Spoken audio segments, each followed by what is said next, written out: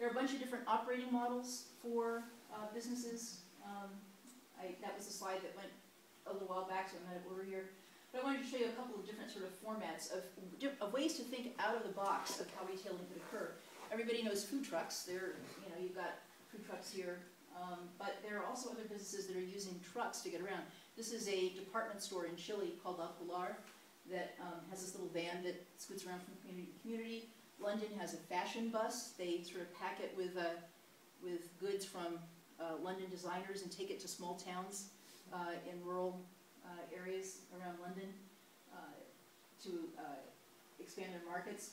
This is a business. It's a clothing store that targets teenagers and preteens and travels around the country on an 18-wheeler. And you go inside, and one side of the inside of the truck is all of these bins. These are basically drawers.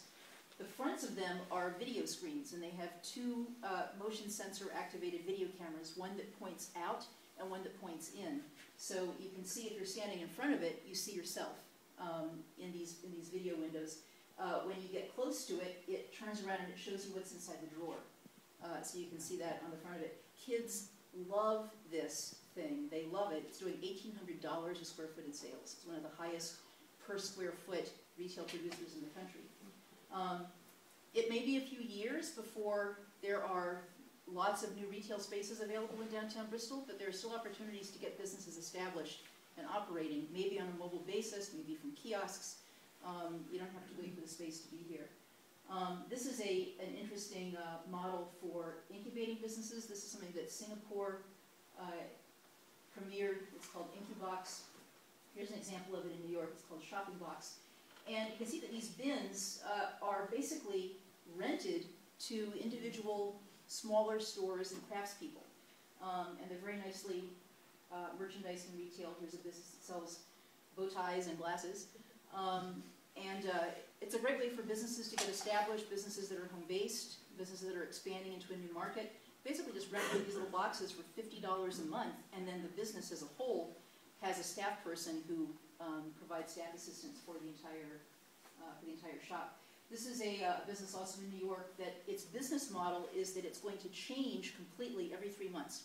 So they do different things, and some of these are spun off then as their own freestanding businesses if they do well. It's kind of like a permanent pop-up in some ways. This is what it was like when it was a cafe. Here it is when it was an auction house. Here it is when it was a ping pong parlor. So it's called grand opening, and every 3 months it changes. Store-in-store retail happens all the time in department stores. We don't even know it's happening. It just seems so seamless to us. But basically, this is a scene from Bergdorf Goodman.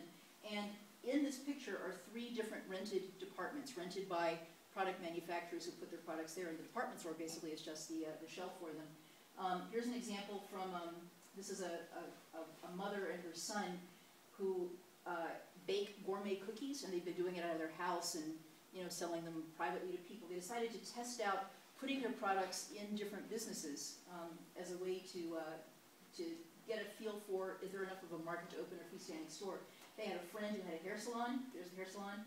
And he let them create Cookie Bar in the hair salon to test this out. They sold out of all their cookies within their first hour and decided that instead of having a freestanding store, they were going to permanently rent space in other businesses to sell their cookies.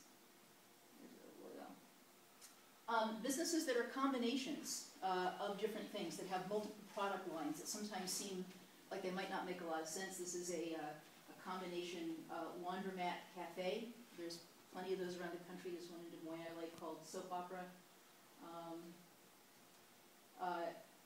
There's a great restaurant in DC that Neil and I are very familiar with called Busboys and Poets, which is a combination. It's a restaurant and an art gallery and a performance space. The restaurant is the main driver, and a bookstore, but they rent the bookstore out. The space of the store is rented to a nonprofit bookstore in the DC area. So it's a great synergistic combination of things, and it provides the business owner with multiple revenue streams, lots of different ways to make money. My favorite of all, though, is on the weird side, is in Canyon City, Colorado. It's a business called Fluff 'em, Buff 'em, and Stuff 'em, which is a combination hair salon, auto detailing, taxidermy.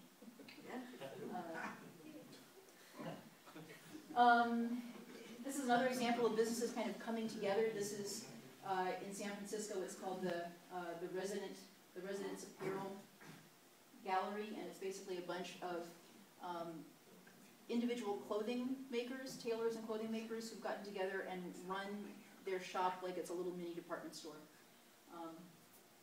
Pop-ups, great way to get businesses established, to provide some temporary rental income for property owners between vacancies. This is one that is permanently a pop-up store. It only operates as that. It's called Open House.